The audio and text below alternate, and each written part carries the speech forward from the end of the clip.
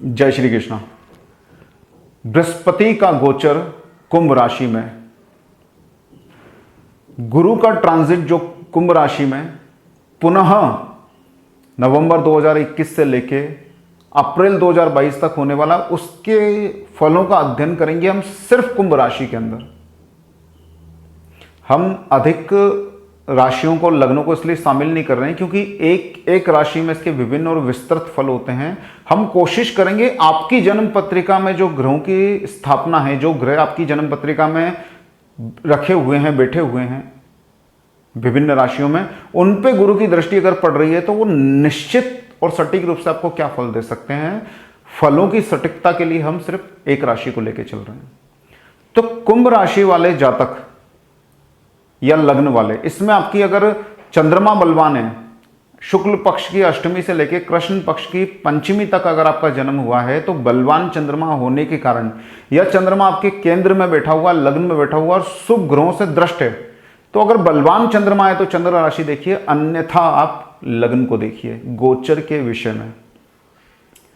तो अगर आपकी राशि कुंभ है तो आपके साथ क्या क्या घटनाएं हो सकती हैं इस कुंभ राशि में गोचर करते हुए गुरु के समय।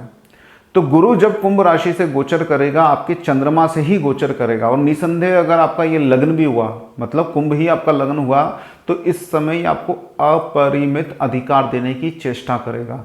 दो संभावना है, या तो ये आपको वास्तविक रूप से अन्य शुभ योगों की मदद से अधिकार संपन्न बना ही देगा, अगर पुरानी प्रोसेस उस तरह की आपकी चली आ रही है तो। नहीं तो ये आपके अंदर सिर्फ अधिकार भावना की उत्पत्ति करेगा। गज केसरी का मतलब राजत्व होता है, ना कि राजा बनना।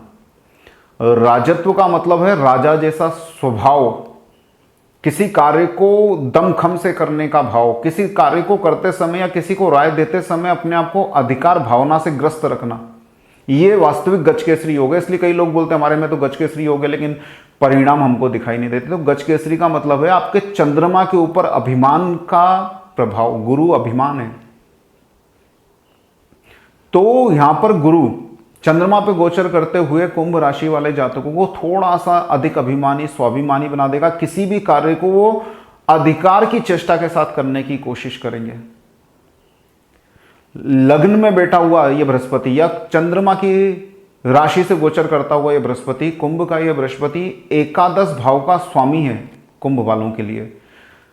एकादश का स्वामी होके वो जो लग्न पे से गोचर कर रहा है, यह आपके जीवन में इस समय धन के संग्रह की प्रवृत्ति का निर्माण करेगा। इस समय आप स्थिर धन संपदा की तरफ आगे बढ़ने लगेंगे, या जो भी आपका बैंक बैलेंस है उसको बढ़ाने की अचानक से कोशिश करने लगेंगे। कुटुंब का स्वामी होकर द्वितीय, मीन राशि कुंभ से दूसरी है, तो कुटुंब का स्वामी होकर ये अपने स्थान से द्वादश भाव में आके बैठ गया है। तो परिवार के प्रति चिंता, कुटुंब या परिवार के किसी शुभ, यहां पे गुरु कुंभ में शुभ है, तो शुभ कार्यों में खर्चे का प्रारंभ करा सकता है। आपके स्वयं के जीवन में आप या तो अपने शरीर द्वारा, अपने शरीर श्रम से परिवार के अंदर कोई योगदान देने वाले हैं, या अपने पारिश्रमिक से अपने परिवार के अंदर किसी शुभ कार्य में अपना योगदान देंगे। कुटुंब का सुख इस गोचर में आपके लिए थोड़ा सा ज्यादा मायने रखने लगेगा। कुंभ राशि में बैठा हुआ यह बृहस्पति आपकी राशि या लग्न से आपके पंचम भाव यानी मिथुन राशि, आपके सप्तम भाव यानी सिंह राशि, और आपके नवम भाव यानी कि तुला राशि के ऊपर दृष्टि डालेगा। इन दृष्टियों के क्या फल आएंगे, उन फलों को निश्चित करने के लिए मैं यहां पे ग्रहों के योग दे देता हूं। आपकी अपनी जन्म पत्रिका निकाल कर देखिए। अगर आपका लग्न या राशि कुंभ है तो अपनी जन्म पत्रिका में देखिए आपके पंचम भाव में, विशिष्ट रूप से लग्न पत्रिका को देखिए। अगर पंचम भाव में बुध विराजित है स्वग्रही मिथुन राशि के अंदर, तो यह समय अगर आप विद्यार्थी हैं तो आपकी बुद्धि को यह अत्यंत तीव्र करेगा, और विद्या संबंधी कोई निर्णय अगर इस समय लेना है तो आप गुरु के कुंभ राशि में गोचर करते हुए लीजिए, आपको उस निर्णय पे पछतावा नहीं होगा। आपकी मानसिक क्षमता और मेमोरी पावर को यह बढ़ा देगा। अगर यहाँ पे सूर्य भी विराजित हो गया है तो आपके तर्क को अप्रतिम कर देगा। और वैसे भी अगर आपकी जन्म पत्रिका में पंचम में मिथुन राशि में सूर्य बुध का बुध आदित्य योग बना हुआ है, तो नेचुरली आप एक इंटेलिजेंट और वाक प्रवीण व्यक्ति हैं, और इस पे अगर लग्न में बैठा हुआ बृहस्पति दृष्टि डाल रहा है तो सोने पे सुहागा। इस स्थिति में अगर आप कॉम्पिटिटिव एग्जाम की तैयारी कर रहे हैं और वो शासन से संबंधित है तो आपकी जॉब पूरी तरह से लग सकती है। सरकारी नौकरी प्राप्ति का ये संपूर्ण योग है, पूर्ण योग है। अगर सूर्य बुध के ऊपर पंचम भाव में बैठे हुए सूर्य बुध के ऊपर जो कि मित्र राशि या स्वराशि में हो, उन पे गुरु की दृष्टि पड़ जाना, तो गोचर में आया हुआ यह बृहस्पति इस कार्य को करने में सक्षम है, बशर्ते आपकी जन्म पत्रिका में दशा और महादशा विपरीत ना हो, राहु या मार्केश आपको ना चल रहा हो। ऐसी स्थिति में आप अपने दशा अंतरदशा का उचित उपाय कीजिए। तो ये गुरु, बृहस्पति और बुध, सूर्य और बुध, ये तीनों ग्रहों का मेल आपको आपकी शासकीय सेवा के अंदर ले जा सकता है।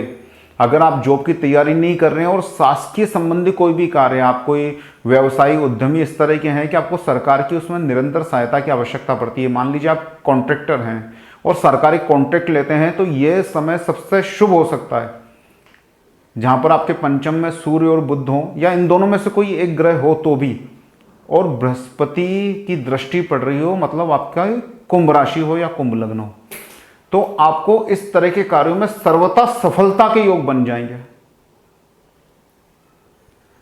सप्तम भाव में अगर सूर्य बैठा हो आपकी जन्म पत्रिका के अंदर, देखना कुंभ लग्न हो या कुंभ राशि हो, और चंद्रमा से सातवें में सूर्य अगर बैठा हो या लग्न से सातवें में अगर सूर्य बैठा हो, तो यह परिस्थिति निर्मित होगी आपके विवाह की। बुध अगर इसमें साथ में आ गया है और आप जीवन में पार्टनर कोई ढूंढ रहे थे, व्यापार का पार्टनर था कि अपने जीवन साथी के रूप में कोई पार्टनर था, तो उन दोनों योगों को परिपूर्ण करने के लिए आया है आपका यह कुंभ का बृहस्पति। यहां पर एक बात को ध्यान रखना, मैंने मुहूर्त वीडियो में आपको बताया हुआ है कि पार्टनरशिप जीवन में कब करनी चाहिए, आपको कौन सा मुहूर्त निकालना चाहिए। तो यह श्रेष्ठ काल है। अगर कुंभ राशि या लग्न हो और उससे सातवें, चंद्रमा से या लग्न से सातवें में अगर सूर्य और बुध बैठे हो, या सूर्य अकेला बैठा हो या बुध अकेला भी बैठा हो, तो ये गुरु का गोचर आपको वो शुभ समय देता है जिसमें आप अपने व्यवसाय में किसी पार्टनर को इन्वॉल्व कर सकते हो या स्वयं किसी और के व्यवसाय में पार्टनर बन सकते हो। विवाह के लिए ये अत्यंत श्रेष्ठ काल है। अगर आपका विवाह नहीं हुआ है और संबंध, अगर सूर्य की उपस्थिति, कई लोगों की जन्म पत्रिका में सप्तम भाव में सूर्य होते हैं जो स्वग्रही होने के बावजूद भी कई बार अपनी दशा अंतरदशा में विवाह विच्छेद के योग बना देते हैं। तो अगर ऐसी स्थिति भी आपकी जन्म पत्रिका में थी और वापस मिलन की आप कोशिश कर रहे हो, रीजॉइनिंग होने का आप सोच रहे हो, तो कुंभ में गोचर करता हुआ बृहस्पति उस परिस्थिति का निर्माण आपको कर सकता है। अविवाहितों के लिए तो विवाह के लिए सबसे योग्य समय है। अगर आप प्रयास करते हो तो उच्चतम प्रयास शुरू कर दें। नवम भाव तुला राशि के अंदर अगर शुक्र मौजूद हो, ध्यान से समझना, ये अल्टीमेट योग बन सकता है आपके लिए। नवम भाव भाग्य के अंदर तुला राशि में शुक्र अगर मौजूद है और आपका कुंभ लग्न या राशि है, तो गुरु की पड़ती हुई नवम दृष्टि उस शुक्र को वो मजबूती देगी कि भूमि, भवन, वाहन के आपके स्वतः ही योग बनने लगेंगे। अगर आप इन चीजों को खरीदने का बहुत लंबे समय से मन बना रहे हैं तो अभी प्रयास डबल कर दीजिए। अगर आपकी दशा अंतरदशा मार्केश और राहु की नहीं हुई तो शुभ परिणाम यहाँ पे आपको मिल सकते हैं और आपकी स्वतः ही इन चीजों की व्यवस्था हो सकती है। अगर इन तीनों चीजों से, भूमि, भवन, वाहन से संबंधित कोई व्यापार का योग आप बनाने की कोशिश कर रहे हैं, व्यापार करने की कोशिश कर रहे हैं, तो यह श्रेष्ठ समय होगा आपके जीवन का जब आप इस तरह के प्रयासों में बल डालें। अगर सूर्य और बुध या इन दोनों में से एक ग्रह भी आके शुक्र के साथ बैठ जाता है तो यह अति मंगलकारी योग हो जाएगा। आपकी जन्म पत्रिका की बात कर रहा हूं। अगर नवम भाव में शुक्र के साथ बुध या सूर्य भी आके विराजित हो गए, या शुक्र बुध या सूर्य शुक्र का योग बन गया और गुरु गोचर करता हुआ उस पर दृष्टि डाल रहा है, तो निसंदेह यह आपके भाग्य की उन्नति का कारक बनेगा। अगर आप नेता हैं, राजनीति में करियर ढूंढ रहे हैं और कुंभ लग्न आपकी राशि है, तो चतुर्थ भाव का स्वामी भाग्य में विराजित होकर बुध का अगर पंचमेश का अगर सहयोग पा गया, मतलब बुध शुक्र का यहाँ पे योग हो और कुंभ लग्न आपकी राशि हो, गुरु की दृष्टि उन पर पड़ रही हो, तो यह वह समय है जब जनता के अंदर आपकी स्वतः ही प्रतिष्ठा की वृद्धि होने लगी। कम प्रयासों के अधिक फल आपको जनता के बीच में मिलने लगेंगे। लोग अचानक से आपके गुणगान ये आपसे प्रभावित होने लगेंगे। ये योग विशिष्ट हो सकता है, अगर आपकी पत्रिका में है तो इस तरह के आप प्रयास कर सकते हैं। ये तीनों ग्रह क्यों ले रहा हूं मैं, क्योंकि गुरु की दृष्टि प्रमुख रूप से पंचम, सप्तम और नवम भाव पे अति प्रभावशाली होती है। तो कुंभ राशि या लग्न वाले जातकों के लिए बुध, शुक्र और सूर्य वो ग्रह हैं जो उनके भाग्य का निर्माण करते हैं। तो अगर ये तीनों ग्रह बृहस्पति की दृष्टि में आ गए, या तीनों में से जो ग्रह बृहस्पति की दृष्टि में आ गया, मतलब आपकी जन्म पत्रिका में इन तीनों भावों में, इन तीनों में से जो ग्रह विराजित होगा, गुरु अपने कुंभ राशि में गोचर के दौरान आपके लिए उस संबंधी फलों को बहुत मजबूत करके आपको देगा। अगर ये शुभ फल और ये शुभ स्थितियां आपकी जन्म पत्रिका में बनी हुई है तो निश्चित रूप से आपकी ग्रह अंतर्दशा के उपाय कीजिए। ये समय आपके लिए शुभत्व की तरफ ले जा सकता है। जिनके पास भूमि, भवन, वाहन नहीं है, पर्टिकुलर योग में उनको वो प्राप्त हो सकती है, विवाह हो सकता है, विद्या, बुद्धि और गवर्नमेंट सर्विस के लिए ये काल उच्चतम हो सकता है। ध्यान क्या रखें, लग्न से गोचर करता हुआ बृहस्पति शारीरिक पीड़ा और शारीरिक चिंता देता है, अपयश भी यहाँ पे ये दे सकता है। कुछ समय के लिए आपको शरीर के प्रति चिंतित कर सकता है। तो अगर कोई मार्केश और राहु की दशा आपके साथ चल रही है, अष्टमेश, द्वितीयेश, द्वादशेश, तृतीयेश, द्वितीयेश, षष्ठेश, एकादशेश की अगर आपको दशा, अंतर्दशा आपको चल रही है, तो लग्नस्थ बृहस्पति का उपाय करना, चने की, तुअर की, केसर की, केसर मिश्रित खीर का दान गरीबों को या ब्राह्मणों को करना, हो सके तो पर्टिकुलर ब्राह्मण को बुला के आप बृहस्पति की जप और शांति ही कराना।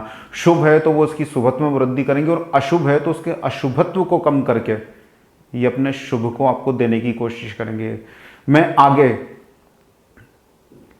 तुला राशि, मिथुन राशि, कर्क राशि और वृश्चिक राशि, इन राशियों में भी गुरु के गोचर के प्रभावों को बताऊंगा ठीक इसी तरह से कि विभिन्न ग्रहों की उपस्थिति आपकी जन्म पत्रिका में है तो उससे क्या सटीक योग बनेंगे और जो योग आपको आपके जीवन में फलित होते हुए दिखाई देंगे। तब तक के लिए नमस्कार, जय श्री कृष्ण।